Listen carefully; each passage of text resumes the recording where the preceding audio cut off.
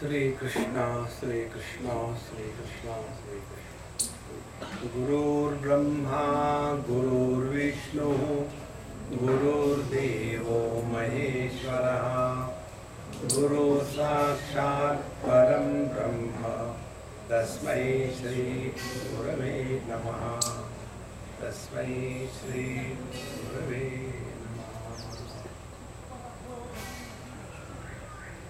हमारे व्यक्तित्व में दो पहलू हैं। एक है प्रकृति और दूसरा है पुरुष। प्रकृति वो है जिसमें विकृति स्वाभाविक है। प्रकृति के विकृति को रोका नहीं जा सकता। बिल्कुल सिंपल बात।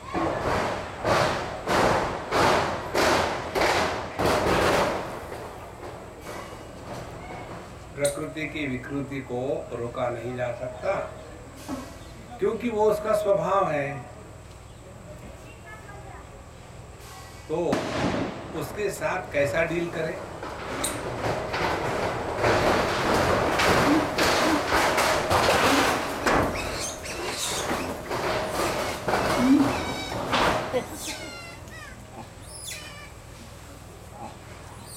उसके साथ डील करने का एक ही उपाय है। उपाय क्या है? प्रकृति में आने वाली विकृतियों को सम्मान के साथ स्वीकार कर लो।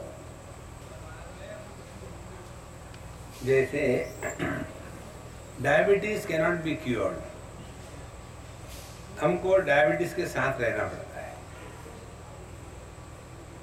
उसी प्रकार से प्रकृति में विकृति आएगी, शरीर में होगा, मन में होगा, दुनिया में होगा। ये परिवर्तन अवश्यम भावी है, वो होते ही रहेंगे। तो इसको लेकर के परेशान नहीं होना, ये साधना है। देखो हमारी दृष्टि कैसी होती है। देखो जी, हम तो इतना भगवान का सब कुछ करते हैं, हमने सबको दान धर्म किया है, सब कुछ, फिर भी पता नहीं हमारा लड़का ऐसा कैसा निकला। तो हमको ये लगता है कि ये प्रकृति में विकृति न आवे, ये संभव नहीं है। दूसरा है पुरुष, चैतन्य। पुरुष या चैतन्य वह है जो सभी विकृतियों को, विकारों को, परिवर्तनों को, बदलाव को जो प्रकाशित कर रहा है, लेकिन उसके द्वारा प्रभावित नहीं हो रहा है। तो हमारे व्यक्तित्व में ये दो पहलू हैं। हमारा देह, हमारे प्राण, हमारा मन, हमारी इंद्रिय, हमारी बुद्धि, हमारी मेमोरी, इनमें परिवर्तन आएगा ही आएगा। इसको जब हम स्वीकार नहीं करते, तो एक मित्र थे, उनके जैसी स्थिति हो जाती है। हम शिकागो में थे और एक डॉक्टर ने, उसके पिताजी आ गए अपने लड़की के पास। तो उन्होंने कहा कि स्वामी जी, मैंने अपने पिताजी को सभी डॉक्टरों को दिखाया, सब कहते कि कोई प्रॉब्लम नहीं है, लेकिन पिताजी मानने को तैयार नहीं। अब समझ में नहीं आता क्या करूं। हमने कहा मुझे खाने पे बुलाओ, बाकी कुछ मत करो। अमेरिका में अच्छा खाना मिलना बहुत असंभव है। वहाँ तो जैसे हम लोग बोलते हैं ना WWW, वैसे वहाँ FFF होता है, फ्रेश फ्रॉम फ्रिज। वहाँ से निकालेंगे और उसके बाद उसको सीधा माइक्रोवेव में डालेंगे और जैसे पिंडदान करते हैं वैसे आपको देंगे। हमने कहा गरम गरम ताजा ताजा खाना बनाओ, खिलाओ, फिर हम उसको सॉर्ट आउट करेंगे। अच्छा महाराज, सब कुछ हो गया। फिर पिताजी, स्वामी जी अब मुझे बताइए, चलो पूछो क्या प्रॉब्लम है। बोले देखिए, मैं L&T में चीफ अकाउंटेंट था और किसी भी साल की जो बैलेंस शीट होती है वो मुझे बिल्कुल कंठस्थ होती थी। मैंने पूरा का पूरा जैसे किसी ने पिक्चर लिया हो, इतना स्पष्ट याद रहता था। लेकिन पिछले कुछ दिनों से ऐसा कुछ हो गया है कि याद ही नहीं रहता, कुछ नहीं याद रहता। हमने कहा पहली तो बात ये कि आप झूठ बोल रहे हैं। बोले नहीं सॉरी, मैं क्यों झूठ बोलूंगा। हमने कहा आप जब कहते हैं मुझे कुछ याद नहीं रहता, ये कैसे याद रहा कि आपको याद नहीं रहता। तो आपको याद नहीं रहता, ये भ्रांति है पहली बात। अब दूसरी बातों की बात, मुझे बताओ जब आप जवान थे उस समय आप कितनी रोटियां खाते थे? बोले मैं 4 रोटियां खाता था। अब कितनी खाते हो? अब 4 रोटी महीने भर चलती है, इतना कम हो गया। पहले आप कितना वजन उठाते थे, अब कितना उठा सकते हो? पहले तो गेहूं की बोरी में उठा सकता था, अब पापड़ उठाता हूं तो कमर में लचक आ जाती। पहले इतनी सूक्ष्म थी हमारी श्रवण शक्ति, एकदम कितना भी सूक्ष्म हो हम पकड़ लेते थे। अब कोई आकर के कान के अंदर में माइक ठोक दे तो भी सुनने को नहीं आता। तात्पर्य क्या है कि देह में, इंद्रियों में, प्रकृति में समय के अनुसार परिवर्तन, विकृतियां आती है। वो तो आपने स्वीकार किया है। हाँ, उसी प्रकार से स्मृति या मेमोरी, ये भी एक हमारी फैकल्टी है। तो जैसे जैसे उम्र बढ़ती है वैसे वैसे ये यादगार धीरे धीरे कम हो जाती है, और ये भगवान की बहुत बड़ी कृपा है। देखो, बहुत बड़ी कृपा है। जो व्यक्ति भूल नहीं सकता वो हमेशा दुखी रहता है। तो सबसे बढ़िया क्या बात है, भूल जाओ, अच्छी बात है, भूल गए भूल गए। इस प्रकार से यदि हम प्रकृति में आने वाली विकृतियों को स्वीकार करें तो जीवन साधनामय हो रहा है। अब दूसरी बात, जो इन प्रकृति के विकृतियों को प्रकाशित कर रहा है वो अब उसके तरफ ध्यान दें। भगवद गीता के 2वें अध्याय में भगवान श्री कृष्ण कहते हैं, देहिनोऽस्मिन् यथा देहे कौमारं यौवनं जरा तथा देहांतर प्राप्ति धीरस्तत्र न मुह्यति। हम जब छोटे थे तब ना कोई भी आके हमको उठा लेता था, हक करता था, किस करता था, बात करता था। लेकिन पता नहीं महाराज क्या हो गया है, अब जब कोई भी हमको देखता है वो हमको तो उठाता, बात तो कोई करता ही नहीं। हम यदि उनके पास चले जाए तो लोग बाथरूम भाग जाते हैं। ऐसा क्यों हो रहा है? मैं तो वही हूं। ध्यान से सुनना, किसी को भी अपने बढ़ने का अनुभव नहीं आता, किसी को भी नहीं आता। परिवर्तन देह में हो रहे हैं और देह के सभी परिवर्तनों को प्रकाशित करने वाला जो तत्व है वो ज्यों का त्यों है। देखो, इसीलिए अब यहां से दूसरी स्टेप लेनी है साधना के कक्ष में। कौन सी स्टेप लेनी है? यही लेनी है कि अब हमारा ध्यान प्रकृति से हटे और परमात्मा में लगे। तो परमात्मा कौन है? इसको हमको बाहर ढूंढना, कम करना है। अपने हृदय में परमात्मा का साक्षात्कार जब हो जाता है तब हम सब में परमात्मा को देख सकते हैं, क्योंकि पूर्ण जगत को हम देखते हैं जो हमने स्वयं को देखा है। यदि मैंने अपने आप को सन्यासी माना है तो दुनिया को मैं कैसे देखूंगा? इस दुनिया में 2 प्रकार के लोग हैं, सन्यासी और गृहस्थ।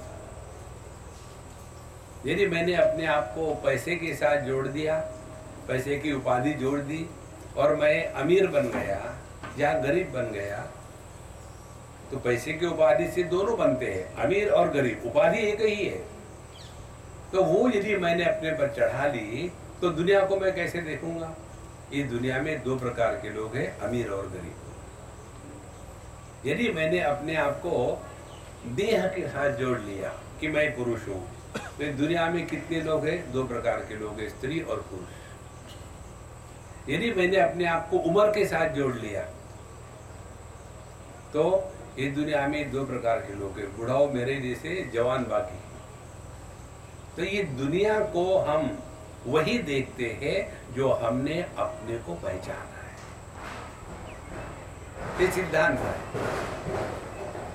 और यदि हमने अपने आप को परमात्मा स्वरूप में पहचान लिया है तो ऐसे अनुभूति के पश्चात इस दुनिया में परमात्मा के सिवा कुछ रहता ही नहीं। तो साधना क्या हो गई? अपने दृष्टिकोण में परिवर्तन लाना है। दृष्टिकोण में परिवर्तन लाना माने क्या? अब एक उदाहरण से हम आपको समझाते हैं। एक बार हम पानी के पास गए और पानी को कहा कि पानी भैया, पानी भैया। पानी यूपी का होता है इसलिए भैया लगाते हैं। तो पानी भैया, पानी भैया, लहर के रूप में तो तुम बड़े अच्छे लगते हो, लेकिन समुद्र में डूबने का डर लगता है, ऐसा क्यों? तो पानी ने कहा कि महात्मा जी मुझे माफ करना जरा, पहले ये बताओ लहर क्या होती है और समुद्र क्या होता है?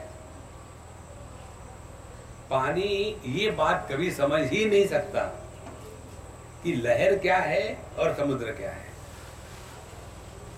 अब क्या दृष्टिकोण है देखो, यदि मैंने अपने को लहर माना है तो बाकी की लहरें हैं, तो मैं, तू, मैं, संसार स्वरूप। एक ये दृष्टिकोण है।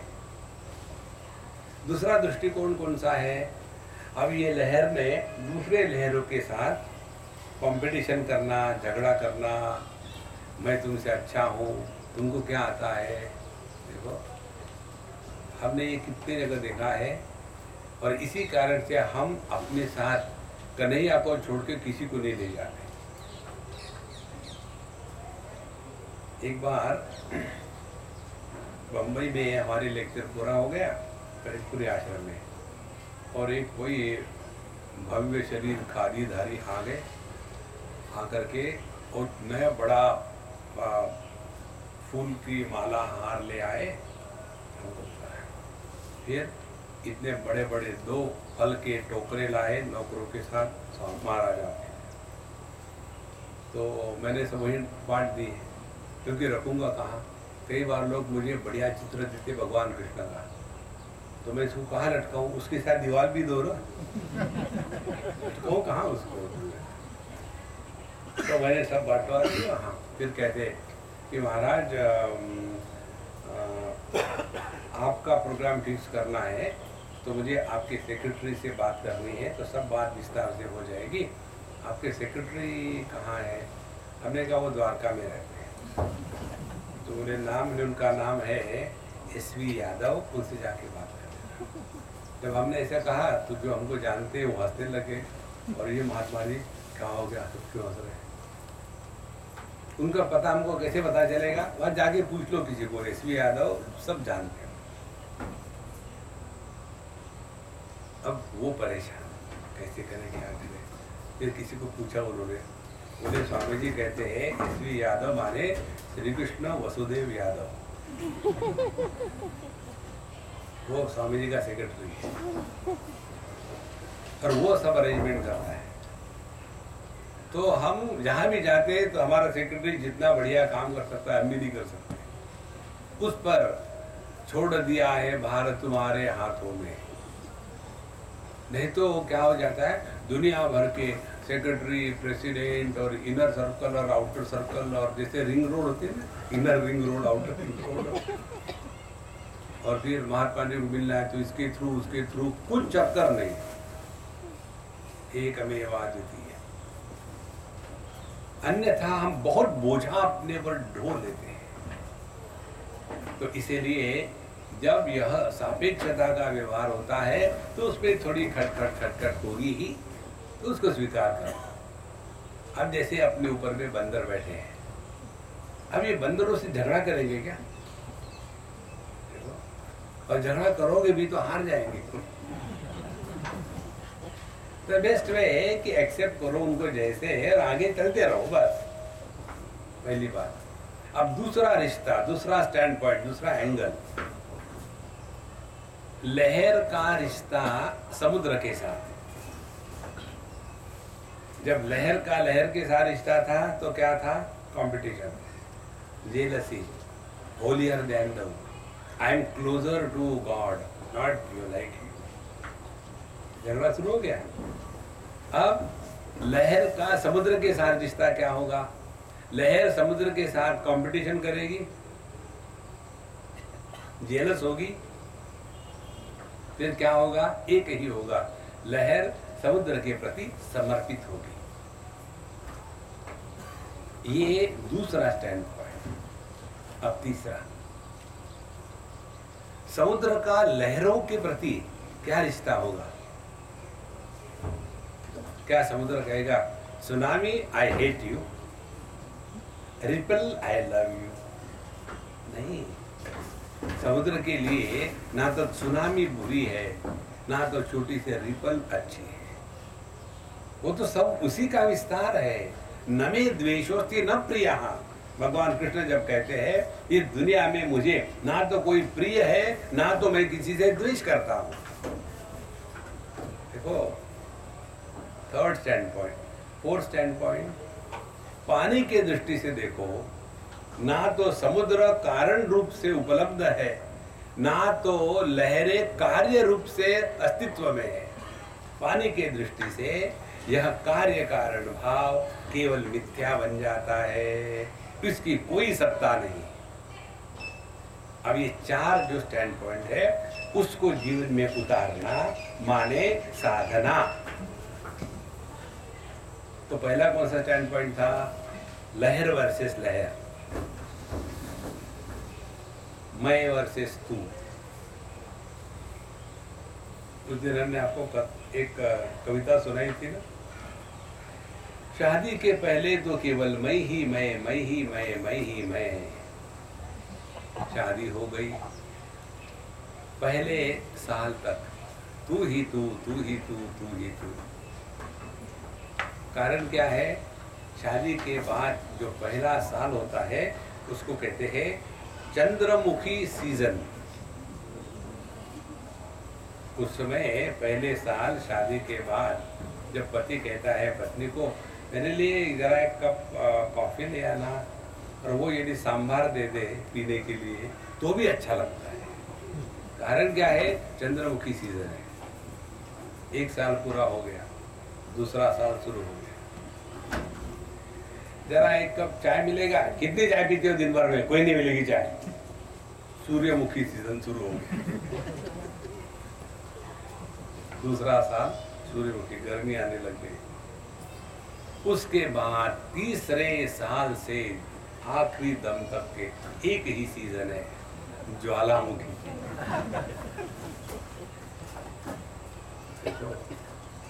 इसीलिए जब हम सापेक्षता में रहते हैं तो पहले तो मैं ही मैं, फिर तू ही तू, फिर तू मैं तू, ये कभी खत्म नहीं होगा। तो इससे निकल जाने के लिए करना क्या है? हमने आपको एक टेक्निक बताई, ट्राई करो, never get entangled in any controversial issues. एक आपको हम टेक्निक बताते, ट्राई करो। घर के सभी लोगों ने जितना संभव हो दिन में एक बार, प्रेफरेबली रात को खाने सोने के पहले, सबने साथ बैठ करके खाना खाना है। दूसरी बात, खाना खाते समय ऐसे एक भी विषय पर डिस्कशन नहीं करना जहां कंट्रोवर्सी है। अन्ना हजारे पॉलिटिक्स में आए या न आए, अब वो हजारे, हम तो छटाक है, क्यों नहीं तो उसी को लेकर के ऐसे गर्म हो जाते हैं, खाना ठंडा हो जाता है।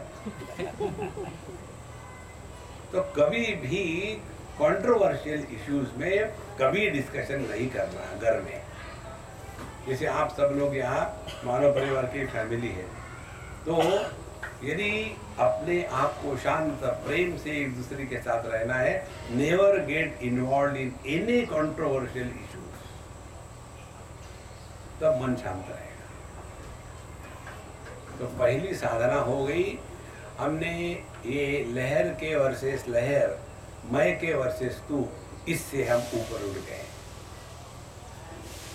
लेकिन इसमें भी हमको पूरी सफलता नहीं आएगी। फिर क्या करना है, अब हमको दूसरा स्टैंड पॉइंट लेना है। हम सभी के सभी यहाँ जो है वो किसके कारण है? सभी के सभी लहरों का अस्तित्व किसके कारण है? समुद्र के कारण। तो हमारे समुद्र महात्मा जी बैठे हुए हैं, तो हम सब लहरें समुद्र पर समर्पित हो जाए। हम एक दूसरे के साथ तो कंपटीशन करेंगे, लेकिन क्या हम उनके साथ कंपटीशन कर सकते हैं? उनके साथ क्या होगा? केवल समर्पण होगा। पर जिस हृदय में समर्पण की भावना जागृत हो गई, वहां अभिमान हो ही नहीं सकता। ये दूसरा स्टैंड पॉइंट। ये दूसरे स्टैंड पॉइंट को कहते हैं स्मरण। पहला जो स्टैंड पॉइंट हमने बताया लहर के वर्सेस लहर, वो था सेवा। तो पहले सेवा, दूसरा स्मरण, उसके बाद आती है साधना। फिर साधना में क्या करना है?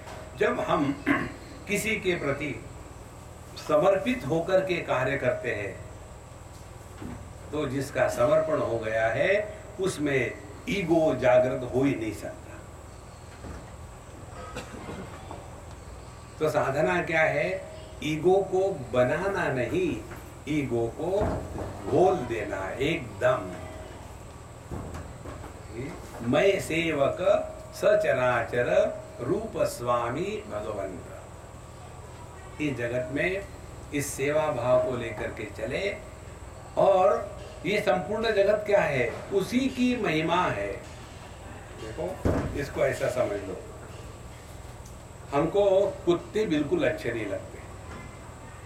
कई लोगों को कुत्तों के सिवा नींद नहीं आती। एक बार एले की बात है, हमको किसी के यहाँ रहना पड़ा, और वहाँ वो अम्मा कहती थी कई सालों से, स्वामी जी आप हमारे यहाँ आइए।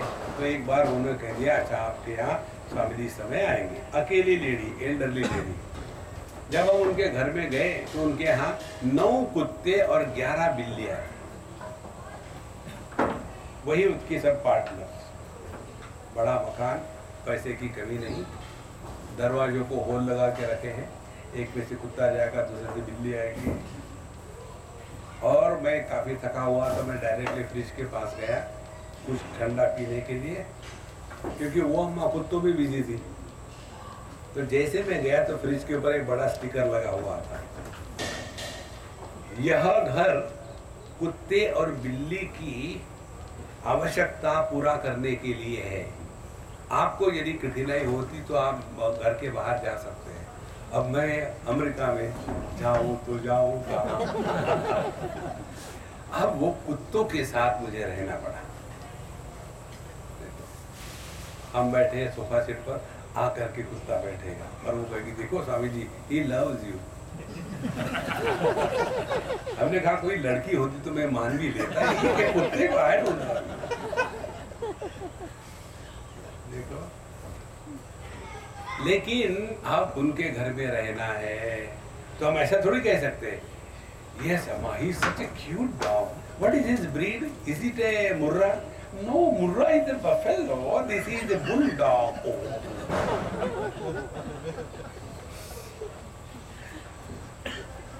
तो हम जिससे प्रेम करते हैं उसकी सभी वस्तुओं को स्वीकार करते हैं ना। इसी प्रकार से यदि हमारा समर्पण प्रभु के प्रति पूर्ण रूप से है, तो ये संपूर्ण विश्व प्रभु की ही तो विभूतियां है। किससे द्वेष करना है हमको? हमको ना किसी से द्वेष करना है, ना किसी को सुधारना है। जो जैसा है उसको वैसे स्वीकार करना, यह दूसरी साधना है। जब हम किसी को इम्प्रूव करके स्वीकार करना चाहते हैं, वो साधना नहीं है। देखो, हम आपको एक उदाहरण देते हैं। एक बार हरियाणा की बात है, जो पहले मिनिस्ट्री में होम मिनिस्टर थे, उनके घर पे बहुत बड़ा हवेली के जैसा घर, चारों तरफ से बहुत बड़ी दीवार, और उस दीवार के बाद फिर एक और वहाँ बड़ा गेट। तो जब हम उनके यहाँ गए तो घर में तो बात होती है, अपने यहाँ स्वामी जी आ रहे हैं, तो घर के बच्चे बड़े एक्साइटेड, स्वामी जी स्वामी जी स्वामी जी। तो उनके यहाँ जुड़वे थे, एक लड़का एक लड़की, हो गए कोई 3 साल के 4 साल के। तो जैसे मैं गेट से अंदर आया तो जो लड़की थी, लड़कियां हमेशा स्मार्ट होती, लड़के डम्बो होते हैं, तो जो लड़की थी वो दौड़ के आई और जैसे अल्सेशन एकदम जंप मारता है ना, वैसे मेरे पर जंप मारी और खूब मुझे हक किया, स्वामी जी। और फिर मैं जब किस करने लग गया, बोले Swami ji I don't like your beard. मैंने कहा आई डोंट लाइक यू। अब बहन ने ऐसा किया तो जुड़वा भाई भी वैसे ही करेगा ना, वो भी दौड़ के आया, उसने भी वैसे ही जंप करी, उसको फिर मैंने हक किया और किस किया, और मुझे कहता Swami ji I like your beard so much. अब मुझे बताओ, इन 2 बच्चों में मुझे कौन अच्छा लगेगा? जिसने मुझे मैं जैसा हूँ वैसा स्वीकार किया, वही मुझे अच्छा लगेगा ना। हम चाहते हैं भगवान की दुनिया को थोड़ा इम्प्रूव करके स्वीकार करें। महाराज, ये भक्ति नहीं है, ये भक्ति है, टिकती नहीं। तो दूसरा दृष्टिकोण जो भक्ति का है वो यही है, यदि हम भगवान की भक्ति करते हैं तो ये संपूर्ण विश्व भगवान की ही तो विभूति है। तो क्या सबके साथ प्यार करें? बिल्कुल, लेकिन कैसा प्यार करें उसको समझ लो। सिंपल है, कोई कठिन नहीं है। शुद्ध प्रेम के 4 लक्षण। जिस प्रेम में हम गिरते नहीं उसको प्रेम कहते हैं। जिस प्रेम में हम गिरते हैं उसको प्रेम नहीं कहते, उसके प्रेम का भ्रम कहते हैं। इसीलिए लड़के लड़कियां, स्वामी जी, एक यंग लड़का लड़की मेरे पास आए, बम्बई की बात है, अभी स्वामी जी बोलो आगे क्या है? Swami ji we have fallen in love. तो मैंने कहा उठो, कहाँ लग गया? कोई आदमी गिर जाता है तो लग जाता है ना। देखो, फॉलन इन लव, लव में फॉल नहीं होना, उठना है। जो प्रेम में उठते हैं वो भक्त है, और जो प्रेम में गिरते हैं वो भक्त नहीं है, वो विभक्त है। तो क्या इस प्रेम के 4 लक्षण है? जो हमसे बड़े हैं उनके प्रति आदर सम्मान हमेशा हृदय में बना रहे। बड़ों को इवैल्यूएट करने का हमको किसी ने अधिकार नहीं दिया है। बड़ों को उपदेश करने का अधिकार हमको किसी ने नहीं दिया है। देखो, इसका मैं आपको एक उदाहरण देता हूँ। एक इनारा है, दिल्ली में आई, उन दिनों में मैं दिल्ली में था, आकर के मुझे कहती है स्वामी जी आज मैं आपके साथ ब्रेकफास्ट को आऊँ? मैंने आ जाओ। तो हमारे कार में बैठी, हमारे घर आ गई, और फिर हम कुछ बना रहे थे ब्रेकफास्ट। तो मैंने लगा कि आप बैठो, आप मुझे किचन में मत आना, आई don't like anybody coming and destroying my beautiful kitchen, okay. तो मैंने बनाया, फिर हम बैठे। तो कहती स्वामी जी मैं इसलिए आई दिल्ली कि मेरे पिताजी को हार्ट अटैक आ गया था, तो उनकी सेवा करने के लिए मैं आ गई। तो जब मैं आ गई तो इतने खुश थे पिताजी, 1 मिनट मुझे छोड़ने को तैयार नहीं। हमेशा मेरे साथ बैठते थे, हमने थाली में एक थाली में खाना खाया, इतना उनको मेरे से बचपन से ही बड़ी लगाव। फिर पता नहीं क्या हो गया, सडनली 2 दिन के बाद वो मुझे अवॉइड करने लग गए। बोलना तो बंद किया ही किया, लेकिन मेरे से दूर जाने लग गए। पता नहीं ऐसा क्यों किया। मैंने कहा मुझे तुम्हारे पिताजी के बारे में और बताओ। बोले स्वामी जी उनमें अध्यात्म नहीं है, वो इतना हार्ट अटैक चक्कर है, फिर भी वो अभी पिक्चर देखते हैं, मांस मच्छी खाते हैं और विस्की पीते हैं। तो मैंने उनको बताया कि पिताजी, हमने कहा मत बताना मुझे मालूम है तुमने क्या बताया। क्या बताया? और तुमने अपने पिताजी को उपदेश किया होगा कि पापा थोड़ा तो कोई अध्यात्म करो, क्योंकि तुमने अमेरिका में जाकर के अध्यात्म सीखा है। यहाँ से जो अमेरिका जाकर के अध्यात्म सीखते हैं ना, वो डर के मारे, वो प्रेम के मारे नहीं है, क्योंकि उनको डर लगता है कि लड़का कोई BMW लेके ना आए। आपको मालूम है BMW? और इसीलिए फिर वो अपने घर में अध्यात्म ले आते हैं। और तुमने थोड़ा बहुत गीता उपनिषद सुना होगा। बोले हाँ स्वामी जी मैंने आप ही से सुना है। और फिर मैं उनको यही समझा रही थी कि देखो उपनिषद में ये कहा है, गीता में ये कहा है, ऐसा मैंने कहा। और वो अब दूर भागने लग गए। हमने कहा देखो बहुत महत्व की बात है संतों, बड़ों के साथ व्यवहार में यदि हमारा व्यवहार ऐसा हो कि जिसके कारण बड़े ये समझने लगे कि हम अपने छोटों से गए बीते हैं, इससे बढ़कर के और कोई महापाप नहीं है। बड़ों की नजर में हमको हमेशा अज्ञानी ही रहना है, उनको अकल नहीं सिखानी। जिनको अकल सिखाई जाती है उनके प्रति आदर नहीं होता। देखो इसको कहते हैं प्रेम, इसको कहते हैं भक्ति, इसको कहते हैं साधना, इसको कहते हैं दृष्टि में परिवर्तन। तो पहली दृष्टि थी मैं का विरोधी तू, दूसरी दृष्टि मैं का परमात्मा के प्रति समर्पण, प्रेम भक्ति। प्रेम भक्ति का लक्षण बड़ों के प्रति आदरार्थ व्यवहार, दूसरा कोई व्यवहार नहीं। वो जैसे है वैसे स्वीकार करो और सेवा करो। जो हमारी उम्र के होते हैं कॉन्टेम्पररी, उनके प्रति एक ही व्यवहार, और वो दोस्ती का, फ्रेंडलीनेस विद द कॉन्टेम्पररी, ये साधना है। तीसरी बात, जो हमसे छोटे हैं उनके प्रति क्षमा की भावना। अब गड़बड़ बच्चे नहीं करेंगे तो बुढ़ाऊ करेंगे। देखो गलती करने का अधिकार है बच्चों को, वो गलती करेंगे ही। हम यदि बड़े हैं तो हमको उसको we have to be just ignorant, ठीक है कोई बात नहीं, हो जाता है। क्या कभी हमने गलतियां नहीं करी थी अपने जीवन में? और महत्व की बात, जो इस दुनिया में बुरे तत्व होते हैं उनके प्रति साधक को हमेशा उदासीन रहना है। नो कमेंट्री, वो अच्छे ये बुरे हैं, हमको कुछ लेना देना नहीं, हमको अपनी साधना करनी है। तब जाकर के ये दूसरा दृष्टिकोण हमने डेवलप किया है कि लहर समुद्र के प्रति जैसे समर्पित हो जाती है, उसी प्रकार से हमको भगवान के प्रति समर्पित हो जाना। अब ध्यान से सुनना, लहर का समुद्र के प्रति समर्पित होना माने क्या? अपना लहरपना मिटा देना। समुद्र तो लहर बन सकता है, लहर कभी समुद्र नहीं बन सकती।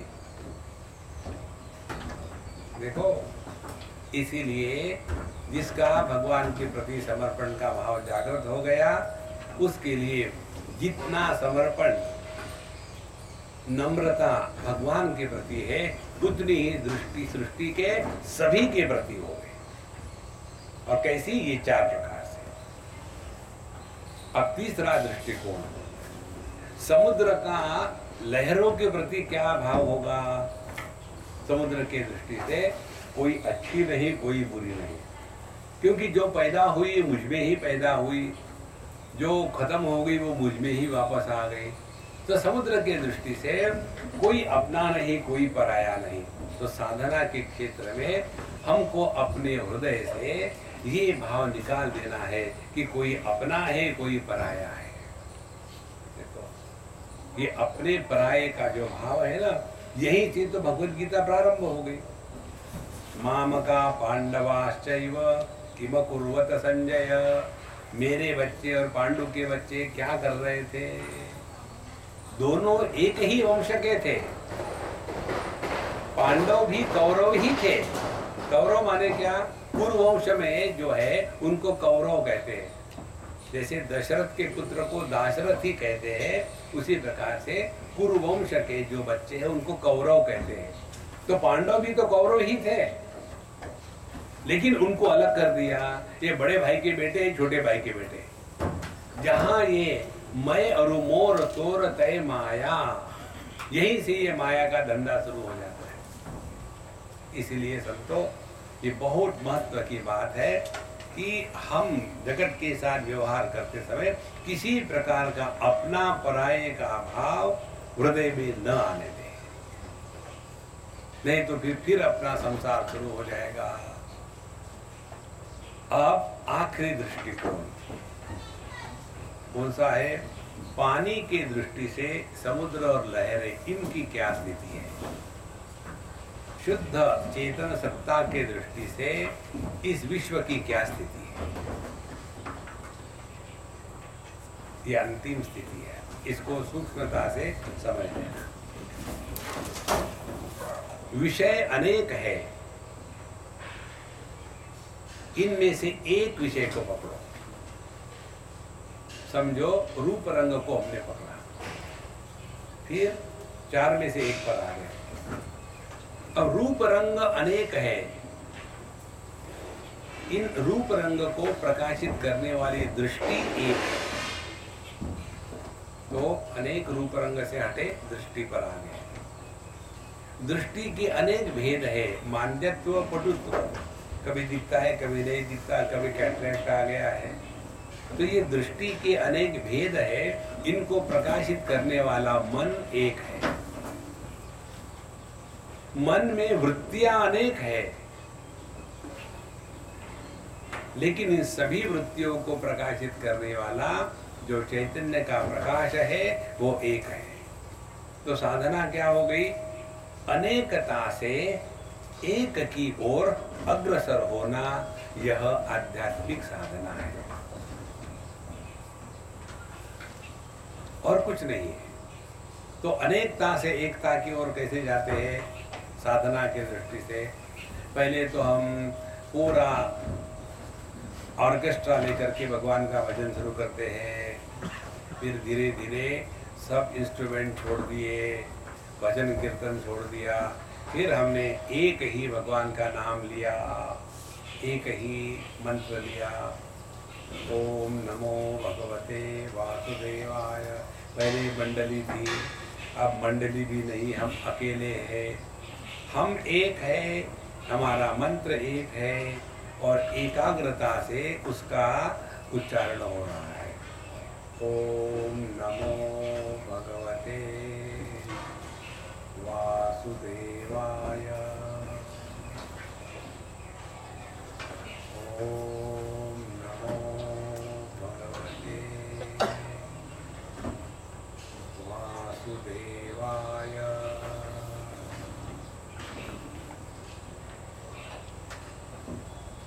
इसमें ओम नमो भगवते वासुदेवाय यह शब्द है। तो इन शब्दों के पश्चात शब्द का अभाव है, इसीलिए दो मंत्र हो गए, क्योंकि एक मंत्र पूरा हो गया, फिर शब्द का अभाव, जिसको हम साइलेंस कहते, शांति कहते, फिर दूसरा मंत्र शुरू हो गया, वो शांत हो गया, फिर तीसरा मंत्र। तो पहले एक ही मंत्र पर हमारा ध्यान है, उसके पश्चात दो मंत्रों के बीच में जो शांति है वहां हमारा ध्यान है। ओम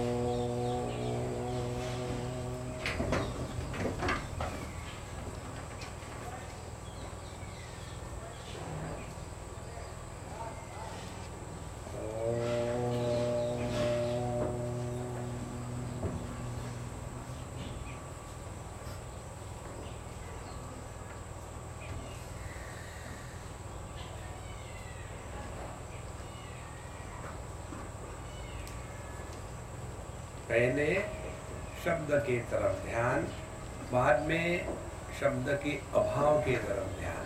अब इसको और समझ लेना है। शब्द अनेक होते हैं, शांति एक होती है।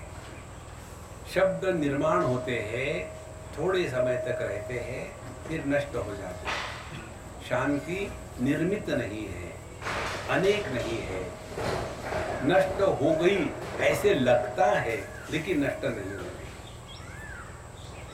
देखो, हम अनेकता से एक की ओर अग्रसर हो रहे हैं, और उसके बाद शांति रहे या शब्द रहे, इन दोनों के परे चले जाए। कैसे? जो शब्द को प्रकाशित कर रहा था और जो शब्द के अभाव को प्रकाशित कर रहा था, ये शब्द का भाव और अभाव दोनों के परे है।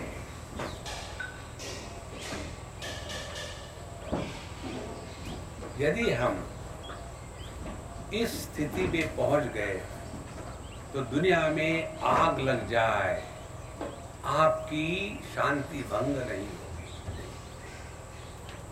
और यदि केवल हम शांति में ही मजा लेने लगे, एकदम शांत, बिल्कुल बोला, मेडिटेशन चल रहा है, डोंट डिस्टर्ब, तो थोड़ा भी देर गड़बड़ी होगी तो एकदम तूफान आने लग जाता है।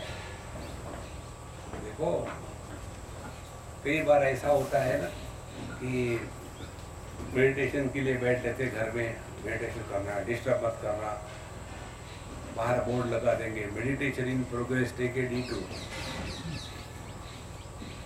और बैठे हैं सब तैयारी करके। बैठने के पश्चात 2 सेकंड के बाद बाथरूम में पानी की एक एक बूंद प्लास्टिक के बकेट में गिरोगे। ठक ठक। कितना ये बच्चों को बताया कि बाथरूम के नल ठीक किया, समझते नहीं। ठक ठक, ऐसे लगता है कि इनकी पिटाई करनी चाहिए। ठक, और फिर पानी चला गया तो बंद हो गया। अरे क्यों ठक ठक बंद हो गया? मेडिटेशन। देखो महाराज, ध्यान इधर देना है, ये साधना है कि कहीं हम भगवान का नाम ले रहे हैं, क्या अन्य नाम भगवान के नहीं है? 7वें अध्याय में भगवान श्री कृष्ण कहते हैं, प्रणवः सर्ववेदेषु शब्दखे पौरुषम नृषु। जिस प्रकार से सभी वेदों में प्रणव माने ओम मैं हूं, इसी प्रकार से इस खे माने आकाश, इस आकाश में जो भी शब्द है वो मेरा ही रूप है। देखो, यह जो समझ है कि जो शब्द और शांति, वस्तु का भाव और वस्तु का अभाव, इन दोनों को प्रकाशित करता है, और एक सिद्धांत है जो